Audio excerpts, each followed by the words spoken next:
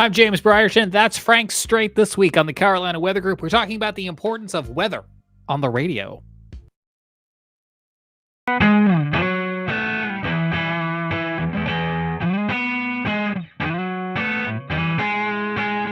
It's Wednesday, August 28th, 2024. Welcome to this week's edition of the Carolina Weather Group. I'm James Brierton in Charlotte. That is Frank Strait in Columbia, South Carolina. Frank, good to see you. Good to see you too, James. This week, talking about the importance of weather on the radio, inviting folks watching live with us right now on YouTube, on Facebook, or watching us back later. Drop in the comments who your favorite weather meteorologist is on the radio. Who do you remember listening to when you were growing up? Who did you depend on to find out if whether or not there was going to be school the next day? Because one of those people who I grew up listening to on the radio is that man right over there, if I can get the finger pointing correct.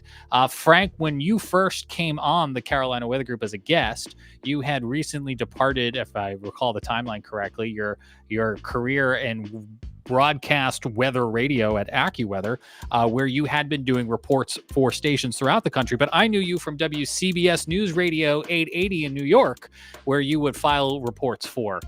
And so the fact that you are a Rock Hill, South Carolina native and now a co-host of this weather podcast seemed like a natural fit to talk with you a little bit, about your time filing reports for WCBS and other stations, and also the bigger picture importance of radio, because for folks who don't know, the unfortunate timely peg to this week's episode of the Carolina Weather Group is that the all-news format on the station that had been known as WCBS 880 AM in New York ended on Sunday after nearly 60 years. And I know not everyone's going to be familiar with radio stations in New York, Frank, obviously. This station, though, a bit different from any other radio station shutting down. Not only did it have the wattage that at night you could hear it here in the Carolinas on that AM dial, but also it came with it such a legacy of CBS News. I understand not everyone might be a huge fan of news or history of news, but if you just think of any legendary CBS news person, chances are they walked those halls at some point on that station, because it was living, breathing radio journalism, Frank, and it's so sad to see it go. Indeed it is. You've heard, as you mentioned, a lot of this, you heard of Charles Osgood, the weatherman's trying to say, and he was one of the anchors on WCBS 880 back in the 70s and 80s. Who else? I mean, some of the people who were there long term were there in the 80s. Craig Allen, their meteorologist, and probably the best in the business when it comes to radio weather. He started there in 79. Oh, no, it was 82, I think, when he started. It was his backup, Todd Glickman, who started in 79, I think. So, and they were with WCBS 880 all the way to the bitter end. So many years. Other names. Years. Who is with a radio station for 40-something years? Nobody, or especially in today's economy, for that matter. Correct. Right. It just doesn't happen. I mean, it really never has happened very often, but probably not again. 40 years? Yeah, maybe not. The name Charles Osgood may sound familiar to folks because he got his start or had a stopover there at that all-news format. He would eventually go on to host CBS Sunday Mornings. Right. So you may know him from that. Ed Bradley, Charles Kuralt. That's the name I was thinking. Charles Kuralt was the other one I was trying to remember. Yeah. Jamie B. watching right now with us on YouTube. Kind of sad when WAGL 1560 Lancaster went off the air. And I think that is one of the things that makes this story, Frank, so relatable. Because while I'm from New York and you filed reports for this such a legendary station, there are lots of other examples of hometown radio stations going off the air. And I can remember as a kid, whether it was WCBS or even actually our hometown station where I grew up on Long Island, we all tuned to WALK 97.5. They do still exist, but they used to, I don't think they do this anymore, they would read all the school closings, right? And I'm sure that's not a unique story to me. You would tune into that AM dial during a snowstorm or FM dial during a snowstorm to find out whether or not you had to go to school that day.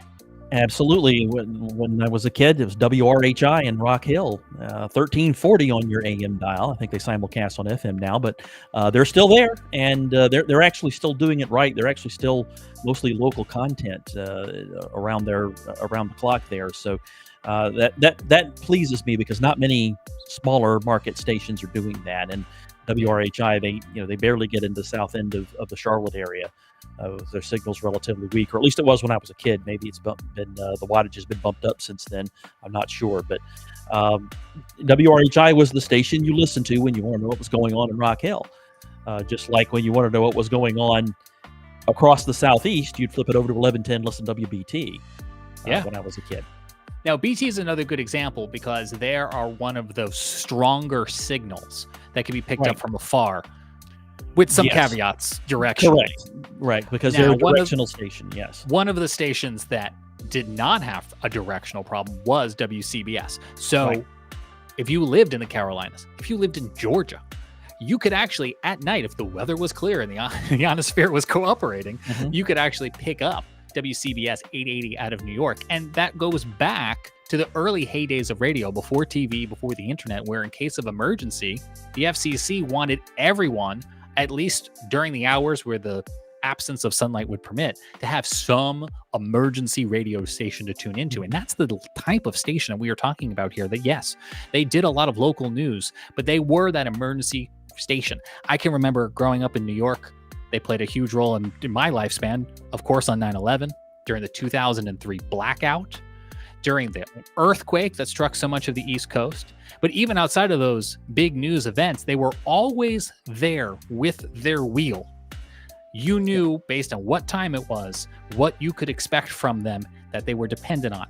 Before GPSs in the car, you could tune in at 8 minutes past the hour, 18 minutes past the hour, 28 minutes past the hour, for traffic and weather together on the 8s, to get your traffic and your weather. And Frank, I think that's where you come into this story.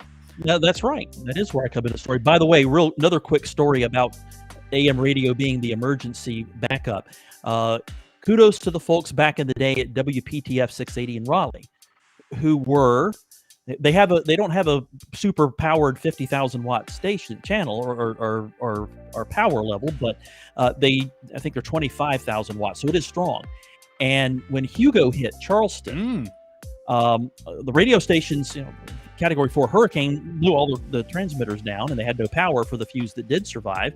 And that was a lot of the case up to Myrtle Beach, in some cases up to Sumter and Columbia. And nobody was on the air because they either had no transmitter, they had no power. But up in Raleigh, 680 WPTF was. And people would call in at night to let folks know down in Charleston. They would say, hey, we're listening to you down in Charleston. So, help us out. There's emergency supplies available here. Such and such is going to be open tomorrow, where you can get things that you need. And they were kind of a lifeline for the people in Charleston. And it's one of those things. It's great. And it's 300 miles away, but the signal was able to reach Charleston pretty good. Especially if everything else was knocked out. Right.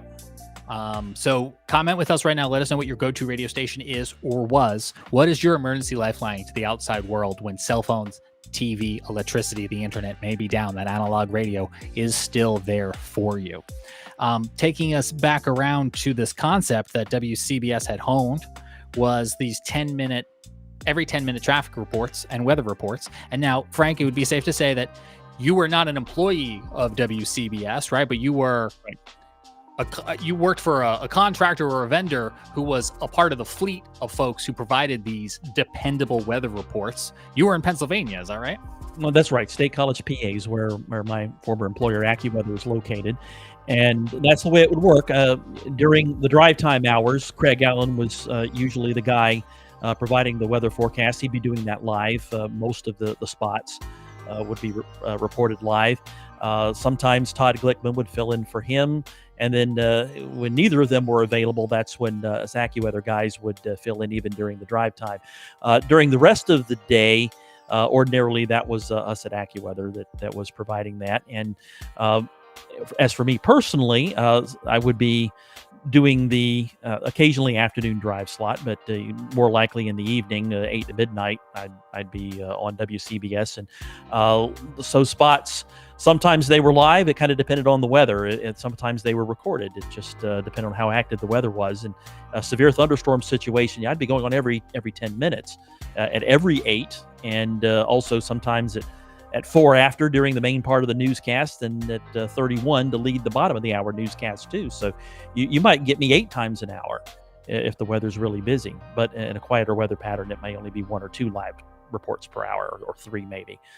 So it kind of depended on what the situation was, but yeah, I was on there a lot of the time actually. And WCBS became a kind of a quiet AccuWeather affiliate for back in 2004, I guess, and I was with them until my end at AccuWeather. So that was like 16 or 17 years that I was serving WCBS, and still, that's a tiny part of the WCBS's legacy. But I'm pleased to say that I was at least a tiny part of that, because they're an iconic station. They're at times the number one station in the nation's number one market. They did top the ratings every now and then, even above the mighty 1010 winds that probably more people have heard of from outside of New York. But nonetheless, it's still a big deal. And by the way, we could touch on that as well, the intense rivalry between 880 and 1010 winds.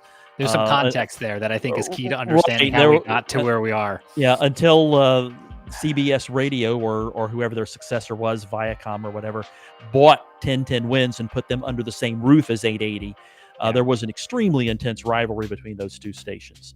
Yeah, they were like 2 competing newspapers in a town. Right. And eventually it became one, which I say that because there's so many, hyphenated newspapers out there, right? And that's what it was. You're exactly right. It was, you had these 2 competing all news AM stations before the days of cable news, before the days of internet, and they would go head to head, and they did for decades until, as Frank said, it consolidated.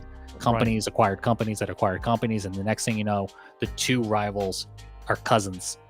Right. And even sisters sharing the same staff in some cases. You'd hear the same voices on both stations at times. I think that it was part of where the writing was on the wall, is once the staff started getting a little consolidated, once they were on the same ownership, and then the economic reality is, do you need 2 AM all news stations in 2024? And you mentioned earlier, Frank, the concept of FM simulcasts. 1010 Winds got one. WCBS didn't. Right. And that added even more value probably to keeping the 1010 Winds brand.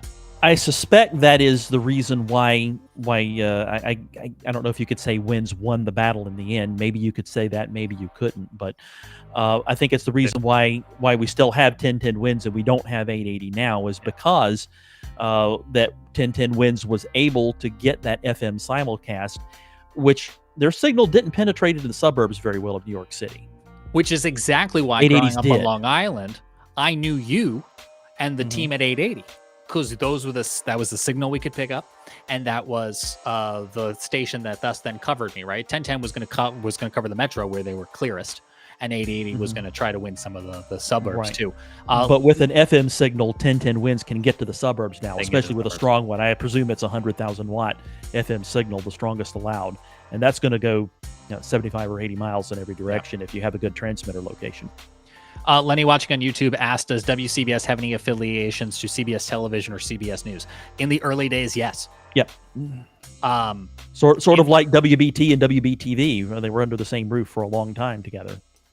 That changed in the late 90s when they were separated by a station sale. I mean, there are stories that one of WCBS News Radio's legendary newsman, Wayne Cabot, would tell, is that, because he was like the adjunct historian on staff, is that when the WCBS radio format launched, it was William S. Paley himself who is associated with the founding and the growth of the CBS network, or as they called it then, the Columbia Broadcasting System. It was Paley himself who kind of birthed this news format. And the one story that they were recently telling during their sign-off is that he used to have his own hotline into the control room, and he could call straight in and say, but I digress, Frank. I digress. So yes, at some point they did. And that actually, to Lenny's question, was one of the other writings on the wall too, because once CBS got out of the radio game and sold off all of their properties, as Frank, you just mentioned so many other stations have done, I think Odyssey, the current owners of the 880 frequency, only had like 10 years or so to continue using the WCBS call letters grandfathered in until they'd have to eventually change them. So there was a clock ticking there too. Frank, let me ask you, you were talking about your job at AccuWeather. How many stations would you service besides WCBS? Oh, a lot, and it's coast to coast. It's one of the reasons why I would say that being an employee at AccuWeather, especially doing radio work there, is kind of like perfect for an ADD person, because you're doing WCBS at 8 after, then you move to Chicago and WBBM at 14 after, and then you'd be recording WPTF feeds at 18 after and through 21 after, and then you would move to a place like Jacksonville, Florida, WOKV. You do that for a little while, and then you're back to WCBS at 28 after, and then you go to Springfield, Illinois or something for a little while. Then you jump to San Antonio, and then you jump to Nashville. 650 WSM, Nashville's country legend, 650 AM WSM. You must have all these slogans like that, memorized. Too. Yeah. Well, you say them about 10,000 times over and over again. So, sort of Can I ask you to do a WCBS one? No, because I might get in trouble, so I don't want to. Oh, man. Okay. All right. I want to. I do, but I better not, just because I don't want to get yelled at by my former employer or WCB or Odyssey, I guess. I was like, there's no one left there. Okay. So, but if you at 650 AM in Nashville, for example, they're another one of these clear channel stations. You can pretty easily get them in the Carolinas, and a lot of people do, because you're listening to the Grand Ole Opry. There you go. On 650 AM WSM. So a lot of people around the eastern half of the country are listening to them. They go a long way in every direction. I feel like pre-streaming, it was truck drivers who really cracked the code on these clear channel stations. And by clear channel stations, we're talking about the ones that the FCC said, you go have as much power as you want and just blast that out. And there was no one else on 880 on the entire East Coast, or some of these other examples. So you had a lot of stations to service. I knew you from WCBS. To your point from earlier, it felt like you guys were part of the team. At the time, there was no delineation between an AccuWeather meteorologist and a WCBS meteorologist. To our listeners here, they were all the same. What were some of the stories that you can share about some of those big weather events that maybe you intersected with? Well, obviously, number one that sticks out is going to be Sandy, and dealing with the onslaught of all the wind and rain that Sandy brought into New York. And I remember having to go on. Now, again, major weather event, you're going to have your ace on most of the time. So Craig Allen was covering most of that, but he can't be on 24/7. So he's on a lot of the time, but then we're picking up when he has to go to bed, and he also Craig Allen's one of these guys you wonder if he ever sleeps. He's like James. It doesn't seem like it. He's on TV. He's on radio. Because he's on TV. He's on actually CBS 2 now. He was on Pix 11 in New York for many years, but now he's on WCBS 2 in New York City. And but anyway, he does that. He does radio. He does some other stuff too. So he's going. I don't know how he does it. I don't know how James Spann does it either, but somehow they do. True. But anyway, just remembering the onslaught and trying to keep things calm and trying to keep things from people from panicking, because this bad thing is coming, and you want to be honest with people and say, yeah, this is a really bad storm, and your power is probably going to go out, and flood prone areas are going to flood. Areas that aren't flood prone are going to flood because there's going to be a storm surge and a lot of rain, and it's an urban environment. There's places do flood even in heavy rain. So there's going to be a lot of issues to deal with, and you're telling people, okay, here's what you need to do to prepare. You need to be ready to go a couple of days, maybe 3 or 4 days without power. You need to be, ready to have food for yourself and your family because stores may not be open. And this is a challenge here because you're talking about a city with 13 million people in New York now. It's a look lot. A number up, but a lot. Biggest Yeah, city it's a lot in the country. Right. And that, again, that's just the city itself. There's the densely populated suburbs too that you're talking to, and it's a lot of things that you're trying to, a lot of points that you're trying to make to people, and not just get lost in just the forecast. Oh, the winds are going to gust to 70 miles an hour. Oh, there's going to be a 5-foot storm surge. Oh, there's and those stats. Yeah, you have to bring that up, but you have to try and be relatable to people too, and say, okay, there's going to be a big storm surge. Places that don't normally flood are going to flood. Maybe places that rarely flood are going to flood. And a lot of places are going to be impassable, and these flood waters might hang around for a day or so after the storm. So, because infrastructure issues, power may go out, water pumps may go out, and so you may have flooded subway tubes and things like that have to be worked out before you're going to be able to get around in the city easily again. So these are all the things we're trying to relate to people, but also say, don't panic. You just follow the instructions that we're giving you. And if you're asked to evacuate, please do evacuate, because you're in a danger zone for flooding. That's what you need to evacuate for. You hunker down when it's wind, and unless you're in a trailer, mobile home or something, which you don't see many of those in New York City.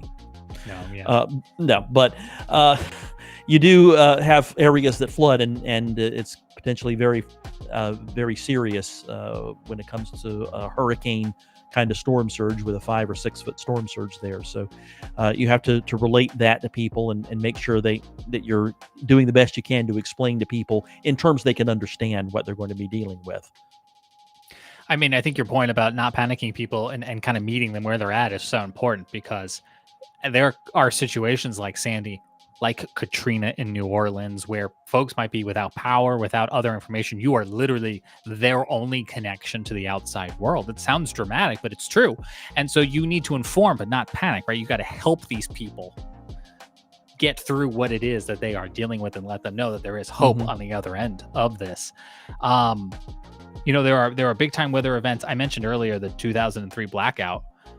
It was, I think, in one of those traffic or weather reports every 10 minutes, where I realized that I was not the only house without power, because suddenly that is your touchstone to the outside world. And it was just like on 9/11. The first instance that something was wrong was the traffic helicopter up in the air. Right. We have a problem. Exactly. And that was the very first touch point. Right. And you can go back to September 11th, 2001 with that. Where was the first place you heard, oh my God, the plane has flown into one of the towers? You actually heard that on WCBS, because their traffic guy, Tom Kaminsky, was flying in a helicopter about a mile away, and he actually saw the first plane hit the tower, and they were just going to him for a traffic report when that happened. It gives me goosebumps just talking about There's the sounder, and they say, what's going on the roads? And he says, no, let's talk about what's going on at the World Trade Center. He's like, forget. And by the way, you can listen to that if you're interested. There's a former WCBS employee. I'm not sure if he was a reporter or an anchor or what, but his name's Don Swaim, SWAIM. He has donswaim.com, and you can find on his website that audio from September 11th and hear how the first 20 minutes of that day went down after the plane started hitting the towers there. Yeah. I mean, I think if I recall correctly from their sign-off special, where they went through a lot of the history that the station touched on as an all-news station the past 57 years, but also just as a broadcast station back to, I think their earliest clip was 1926. Right.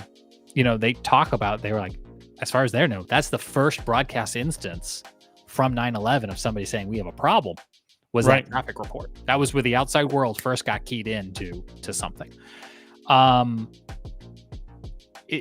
We talked a little bit about how the writing was seemingly on the wall, and I think there was a lot of sadness expressed from WCBS employees and loyal listeners, and not a lot of people seemed surprised. It almost seemed like a when and not an if, although I think there was still some optimism that that when was further down in the pike into the future. But I think the state of the radio industry, much like the state of the newspaper industry before it, is we are running into a news desert, or as is applicable to our show, a weather desert, a term that signifies the closing of local news shops across the country in towns big and small. Wayne Cabot talked about it in his sign-off as they neared that midnight hour, Sunday into Monday. And the fact that a behemoth of a station like WCBS is not immune to the economic realities, I think speaks alarm bells into supporting ventures that you at home are dependent upon. This is not a pitch for donations. This is just relaying what I thought Wayne said, Frank, that was so true, which is if there's something in your life that provides a service to you and that service is free, find a way to support it. Right. All you have to do is listen to the commercials and maybe try a product that you've heard on there. The commercials are, yes, they're annoying sometimes, but on the other hand, that's how they make their money, is by hearing about a product or telling you about a product that they're being paid to tell you about. So give those products a shot if you like the radio station that you're hearing, or the TV station, or cable TV station for that matter. Whatever it may be. Don't just hate on commercials because they're taking up so much time. But you're right. There's becoming a news desert. There was a time that even smaller town stations might have a part-time reporter on duty to put some news stories together and spend 3 or 4 hours a day, creating sound files for or taped audio for them to play during the top and bottom of the hour, so that you would have some local news content on that station. That doesn't happen anymore. It's all syndicated programming because the station makes more money doing it that way, because they don't have to pay a reporter. And maybe they couldn't afford to anyway, or maybe it's just that they make so much more money now, it's hard to doing it this way. It's hard to justify doing it the other way when you only, when your radio station that you spent hundreds of thousands of dollars for, you only bring in $3,000 or $4,000 a month, when you could bring in $12,000 or $18,000 a month of profit on. If somebody out there doesn't listen to weather or news on the radio, that's okay. You may listen to AM Drive as you're driving into work. Those morning show that exist on stations out there. I'll call one group out in particular because it's just a fact if you look it up. But there's a company called Beasley. They own a lot of radio stations. This phenomenon is not exclusive to them, but it's relevant to some of the things that they've been putting press releases out on the past week or two. They have announced the syndication of their shows from one city to the next. So, the Frank and James show, home based in Charlotte, now available in Columbia, Raleigh, Charleston, and Wilmington. Well, yeah, they're going to call that a win for that show. The show is great. We're expanding it to other cities. Yeah, they laid off 4 other shows to syndicate one. And that Frank and James show, we're still just talking about things that are happening in Charlotte and Columbia. We're not talking about what's happening in Raleigh because we're not there. We don't know what's happening in Raleigh. We don't know what's happening in those other cities. Yeah. And that's what makes me sad. That's what makes me sad.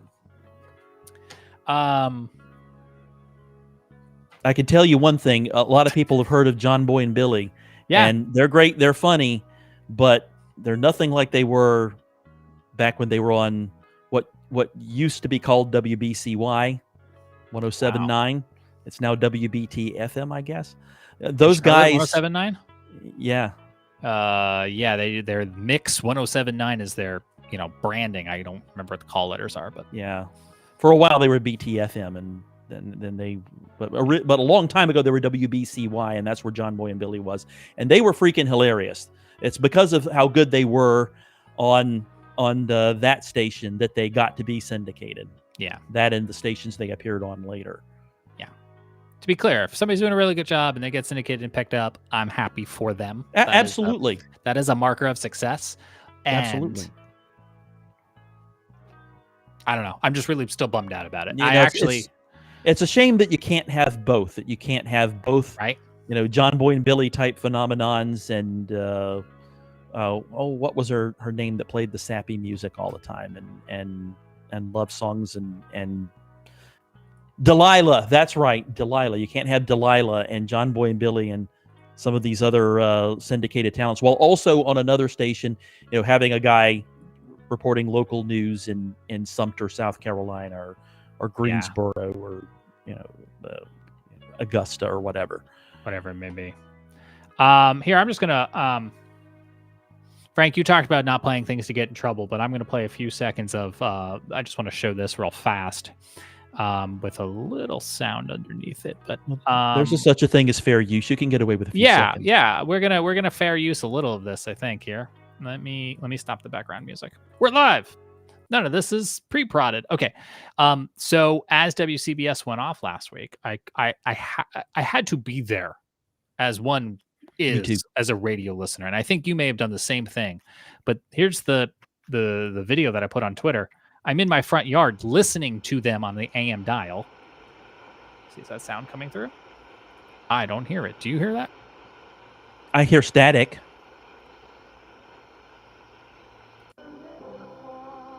I'm Wayne Cabot. There we go. Time. This is WCBS, New York. That's the stroke of midnight right there. That was as they handed off from that was the end. Yes, that was the end. But again, I'm picking it up over the air.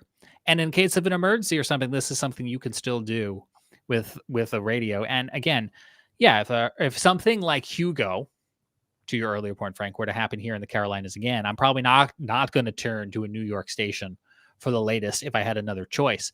But keeping those local stations local preserves that access during an emergency. Right. The key to the economics is keeping those stations afloat the other 364 days. So I was trying to think of a way to swing this around on a happier note, but I'm really just bummed out about it. Me too. I'm like you. I was listening to that last hour of programming and trying to use handheld radios at home to see if I could find 880 on them, and could not. But you had digital tuning, that helps, and that's what I ended up doing myself, is going out to the car with a digital tuner and sticking that on 880, and I was able to get WCBS. And if you go to my Twitter feed, you can hear as broadcast as Marconi intended, as I put it on there, the last time the News Is jingle was played on WCBS, which is the best jingle of all time. Did you get the feels as they were playing all the old jingles? Oh yeah. I'm on your Twitter and even though I came along after News Is had long gone away, see that, I still knew of it and could relate, and was kind of feeling sad that we're not gonna ever hear this on a radio station ever again, probably. Yeah, I wasn't gonna call you out because News is one of their older ones, and I didn't remember it, but I really got the feels when we got to the 90s and the 2000s jingles, because that's what's ingrained in my brain. Right, all those old do sounders. Yeah. So here's what you heard in Columbia. Everyone remembers and loves News Is, from the guy who composed so many great themes. We'll start with the real big one. Yeah, he was the guy behind I Love New York. When you say Budweiser, you've said it all. Sooner or later, you'll own Generals. Trust the Midas touch. And have you ever heard the jingle, Nationwide is on your side? And here's what my friend Steve Carman did for us. 1979. There it is. I like how you turned it up in the video. A little louder.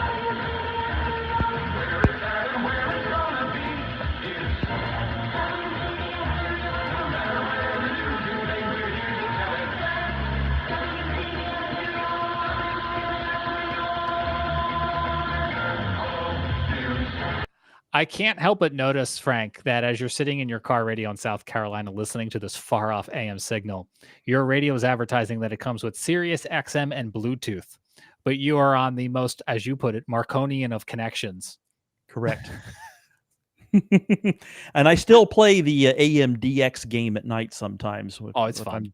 The other night I was driving home from Greenville and was just flipping around the dial to see what would pop up, and listening to the best one probably for long distance listening is probably 770 WABC, which they still call it 77 WABC up there. Mhm. Because they're not only are they have probably the perfect transmitter location, not only do they have a 50,000 watt signal, they're relatively low on the dial, and the lower on the dial you are, the better your frequency carries, and better it bounces off the ionosphere. So being at 770, they're perfect for that. People can hear them in Hawaii at night sometimes, and over in Europe sometimes. I know you in Cincinnati. Right. Yeah, Really Cincinnati cuts through. 700, right. Yeah. 780 WBBM in Chicago too. In case our tie-in to WCBS's death and weather wasn't enough of a peg for you, as these two guys over here are geeking about weather and radio, DXing, as Frank called it, if you're not familiar with it, is this process of tuning in these far off signals, bouncing off the atmosphere. And there's a lot of science and a lot of weather that plays into that, because it's got to be just right in order to make that connection. Right. And as a matter of fact, a lot of people don't know this, but there are times when the sun's acting up and it causes the ionosphere to act up, and AM signals don't travel as well, but sometimes you can get FM signals do the same thing that AM signals do, and it can happen at any time of day. And I've experienced this before, driving along and just flipping through and I'm in unfamiliar country, and I'm flipping through the FM dial, and then once I'm like, there's this station at like 105 something in Portland, Maine that I'm getting in Southern Virginia. How is this possible? It's a fun little exercise. Because of this phenomenon called ducting that happens sometimes when the sun's acting up. And this was in the middle of the day. Didn't have to be at night. And that happens with TV signals as well. You can sometimes pick up TV stations in South America, here in the United States. You could. That's changed since the digital transition, but back in the analog days, digital's taking some of the fun away. Right, and that's also the case with radio as well. When HD radio came along, because AM signals don't propagate quite as well when they're also broadcasting that digital HD radio signal on the same frequency. That I experienced that with WBZ in Boston. Sometimes I used to be able to get them well to the south, and now I can't anymore because they had that HD signal as well. On the other hand, I could pick them up in HD radio in State College sometimes, listen to myself in CD quality as I'm driving home up there in State College. There's a sentence not many people have uttered: listening to myself in CD quality. Right. But it's true. That's one of the most fun things that I got to do, leaving AccuWeather at 11:45 p.m. and then going out and flipping over to WBT and listening to a feed that I had recorded 2 hours ago being played, or listening to myself. Don't tell anybody you recorded it 2 hours ago. It was live. It's definitely live. I've stolen a picture off the internet that shows a little bit how these signals can bounce off the atmosphere. Right. And let's be clear about that. That radio signal bounces off the ionosphere, but only AM and shortwave do that. Shortwave signals are even better than AM about bouncing around. They'll bounce over the whole world off the ionosphere sometimes, but AM signals they don't bounce as well. We say bounce; it's actually a bending that happens, and all radio signals do it, including weather radar, for example. It's one of the things you have to get used to. That in certain conditions, like a temperature inversion, weather radar signals can get bent back down toward the ground. It's called anomalous propagation, and that's how you get false returns sometimes. And the same thing happens with radio signals as well, FM and AM. You can sometimes pick them up a long way away, much further than you think you would be able to, and then other times you can barely get them 20 miles away. It depends on what the weather's doing sometimes, and also what the sun's doing too. Yeah, that darn sun. Mm-hmm. Jamie watching on YouTube, the big 870 WWL out of New Orleans as another good example. Mm-hmm. If you're a sports fan, this is the best thing for you to get these far off games, and that might not be available in your region because 880 out of New York still carries New York Mets games. So if you don't want to pay the MLB for the live stream, You can tune in your Mets and see how badly they're losing tonight. It could be worse. You could be a White Sox fan. Oh, gonna bring down the mood even more. Well, Frank, it's been fun talking weather with you, and hopefully our audience found it interesting. I acknowledge that we went kind of off topic by going straight into a New York thing, but we tried to hopefully make it relatable. And maybe it's something you've encountered or something you've experienced with a station near you. But I am going to digress for one more minute, if I may. Growing up in New York, I do have another weather tie-in that also hurts my heart a lot.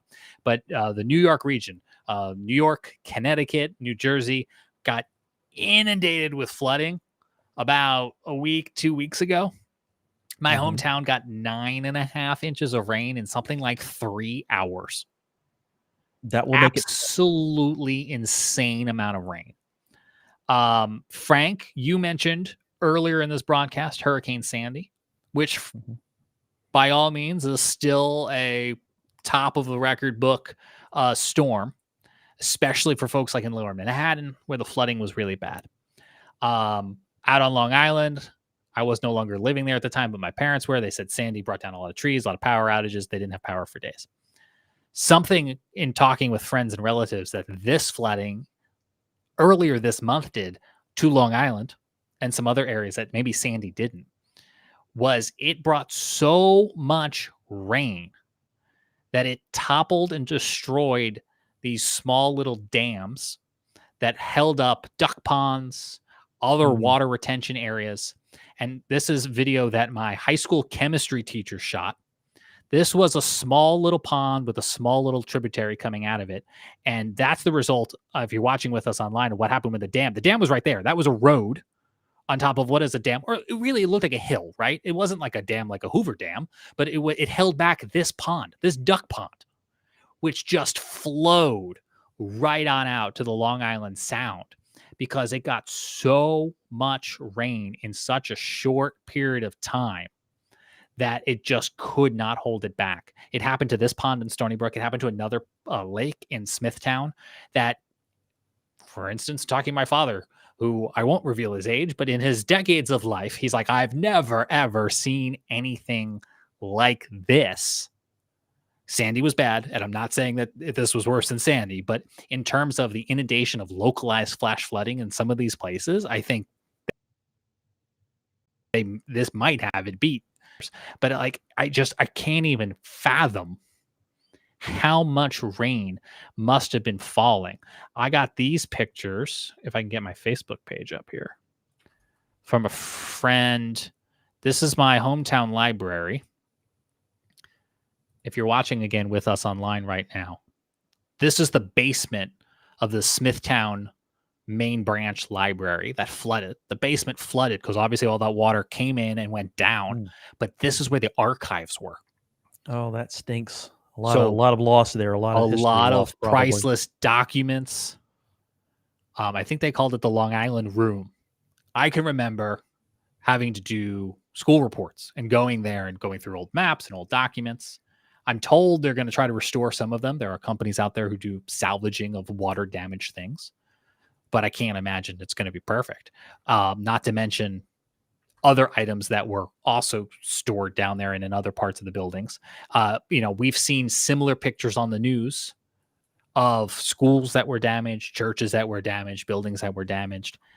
And the thing that is just remarkable about this, Frank, is it wasn't a named storm. It's not like it was a Sandy 2.0. It was a cold front that came through that just had excessive training storms. And they're going to be cleaning this up for years. So I did want to just mention that there is a website where you can go donate to the recovery efforts here, specifically of the Smithtown Library. There are other fundraisers, obviously, for other initiatives. We'll go ahead and put this QR code on the screen. But the Smithtown Library is going to have to buy new equipment. to replace some of the things that were damaged and also do some of these restoration efforts. So that's just one of many fundraisers that's happening right now.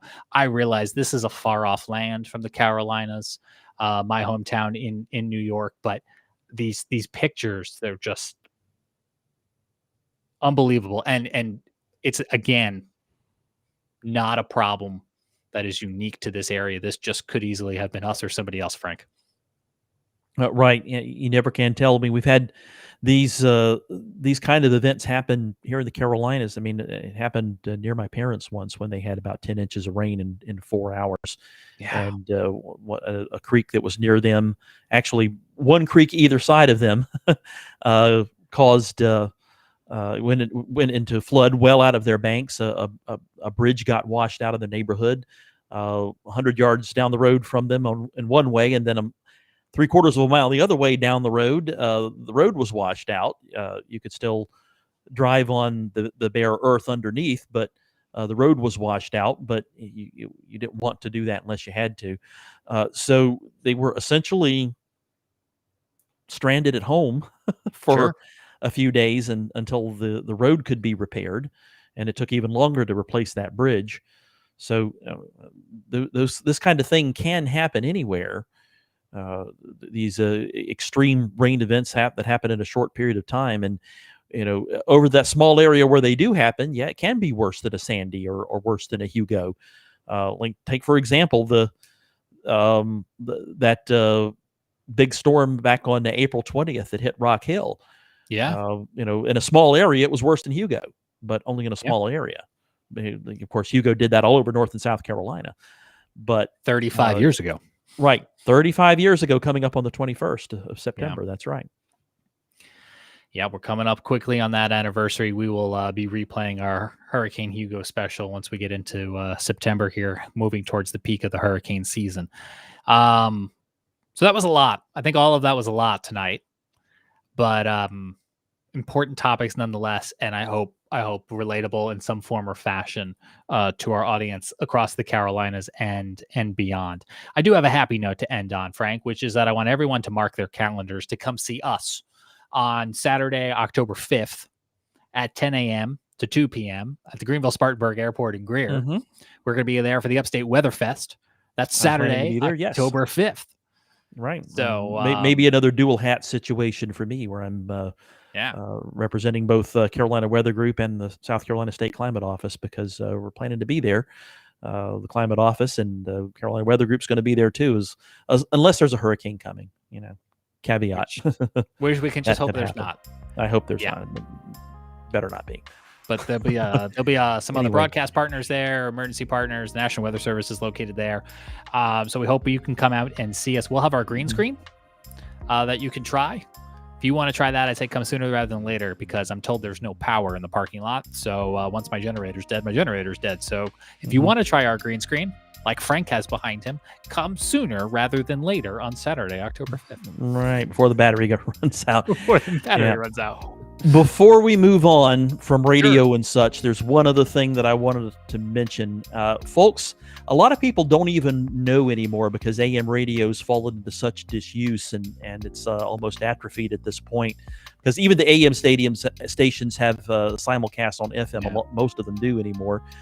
But AM radio is still a thing, and it is still valuable. And I don't know about, not everybody may get into this, but I do enjoy this DXing thing. Where I can just sit down with my AM radio while I'm driving in the car. Of course, you got to pay attention to the road, but you can hit the button while you're driving down the road and keep your eye on the road and glance over at the frequency you're on every now and then. But it's kind of fun to see what you can pick up. You can get stations in New York. I can get 880 here in Columbia, South Carolina.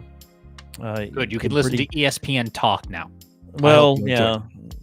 If I want to listen to that, there's a local ESPN station I can listen to. See, that's why I'm not bitter. That's why it's why how many earlier point. They got rid of the news station because there were two of them. But how many sports talk stations are there in New York now? I think of WFAN 660. Yeah, 660. You can listen to that here because they have a clear channel signal, and it's on 660, so it should propagate pretty well down here. It's pretty easy to remember. 660, 770, 880. Right. I think they did that on purpose. I think so.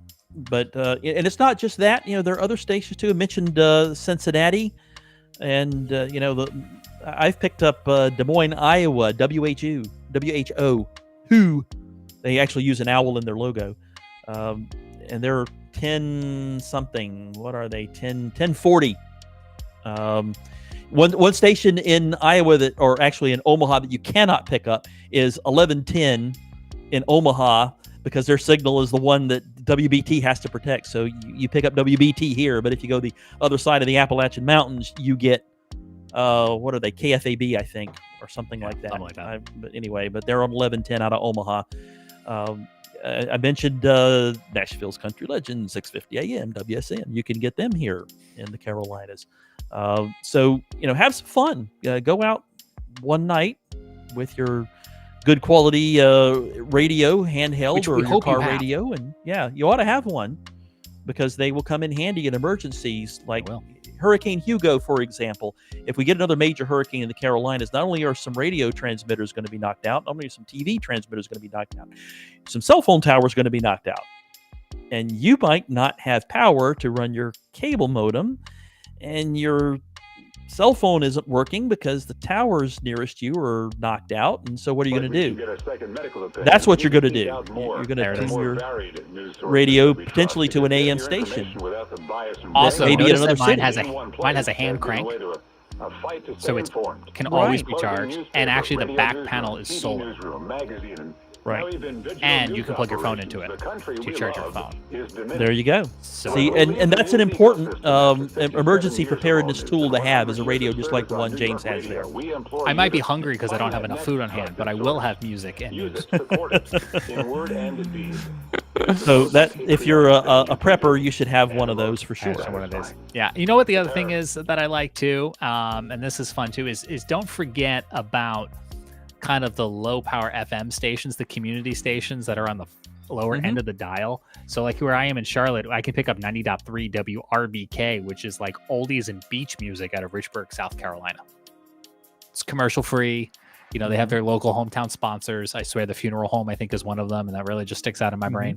But you can really enjoy, and there's even some of these AM stations too, where as you're scanning, not only are you going to get these clear channel stations that Frank and I are talking about, but you might stumble across a local college radio station or a local community station playing oldies that you just didn't know was there. Yeah, and those college stations are kind of neat too. Like for example, here in Columbia, WUSC, I think they're at 90.7, and they have a let's call it an eclectic mix. Sure, let's call it that. Of music. Some weird stuff for sure, but then again, I hear James Brown on there too, and I love that. So. My college radio station was WUOG 90.5 FM, Athens, Georgia, and we had a lot of power. Like, they still have a lot of power. I'm going to look it up here in a second. But in terms of eclectic, I remember my lead-in, the show that was on before my show one night, was an hour of wolf howling sounds. And I was just like, what is happening? I was hoping you were going to say an hour of Wolfman Jack recordings. No, it was an hour of wolf howling sounds, beaming out at 26,000 watts on the FM dial. Like, you could pick it up in the North Carolina mountains from Athens, Georgia. Right. Those are stories for another day. Yeah. Speaking of FM stations in North Carolina, there's 106.9, because their transmitter's on top of Mount Mitchell, and you can pick them up for a long, long way.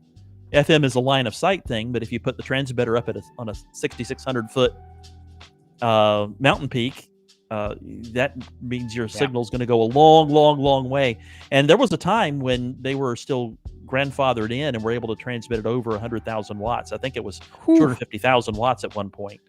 So you would get you could be able to hear them like almost all over the Carolinas back in the day. They could still do that, but I think they had to knock it back down to 100,000 watts eventually.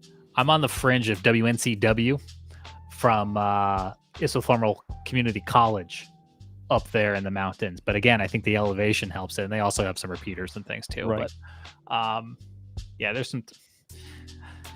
Frank and I were going to launch a sister podcast where we just talk about radio. Yeah, we should do a radio commentary podcast. Yeah.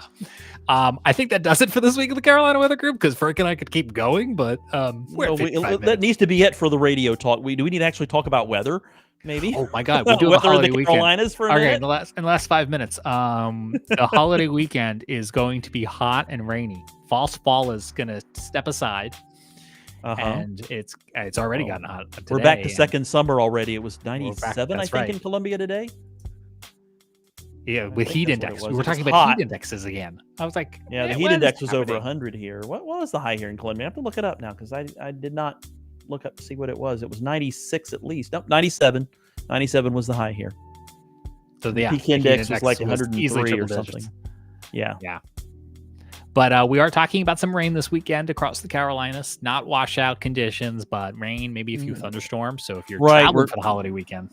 We're going back to pop-up afternoon thunderstorms as we go into this weekend. The cold front moves in from the northwest again. Concern there, however, might come up next week as that front becomes stationary over us for a while and upper-level disturbances right along it. So as we go into September, we might actually be in a fairly wet weather pattern and might get another intrusion of cool air next week as well. Except that it'll be cloudy and drippy during that time, and it'll feel like November or something. Drippy. Yeah. Okay, so earlier in the episode, you told me you couldn't do your WCBS phrasing for legal reasons. Probably not a good idea. Can you do a hypothetical one? Can you just make up can you give the holiday weekend forecast as if you're on the radio? Oh, okay. Well, I guess I can try and throw something together here. Yeah. I'm gonna give you. I'll give you a minute. I'll give you a minute. Being put on the spot there. Let's see. What are the highs looking like here? While you compile that, DFD forecast here. I'll thank our Patreon supporters for helping make this and every episode of the Carolina Weather Group possible. Join us at patreon.com/Carolina Weather Group, starting at just $1 to help keep the lights on. We do appreciate your support. It helps us pay for things like gas to get to our upstate South Carolina Weatherfest. It's also going to help pay for gas when we go to our secret location.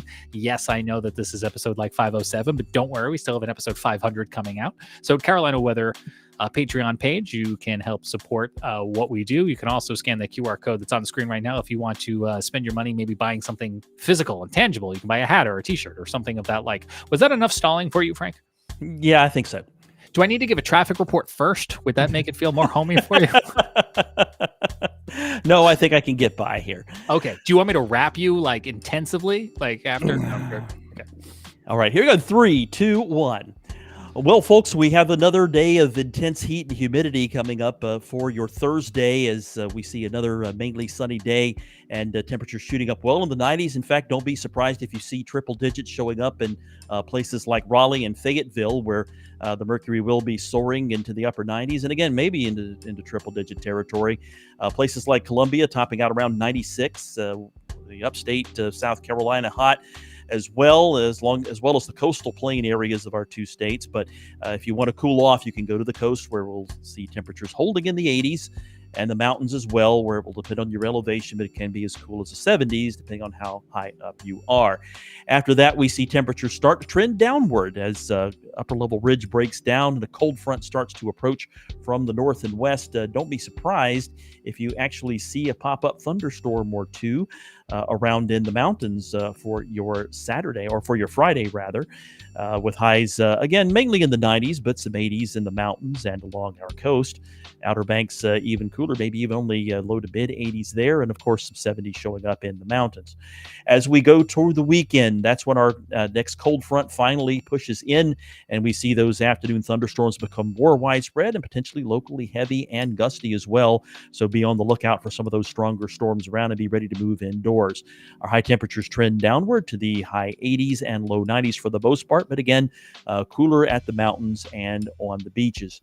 That front becomes stationary into the first part of next week, so look for the unsettled conditions to continue, and also cooler air starts to push in from the north in a more cool season type of pattern. One of those cold air damming situations look to get underway, and that's going to result in yet another false fall situation with temperatures holding to the 80s and even 70s, even outside the mountains. We'll see temperatures holding in the 70s for a lot of the Carolinas, but much of South Carolina is still at least getting to 80 or 82 degrees. That's it from the Carolina Weather Group Weather Center. I'm meteorologist Frank Strait. Carolina Weather Group News Time, 10:09. Cue Cards for Kids. 877 Cars for Kids. KARS Cars for Kids. That one hasn't changed. No, it hasn't.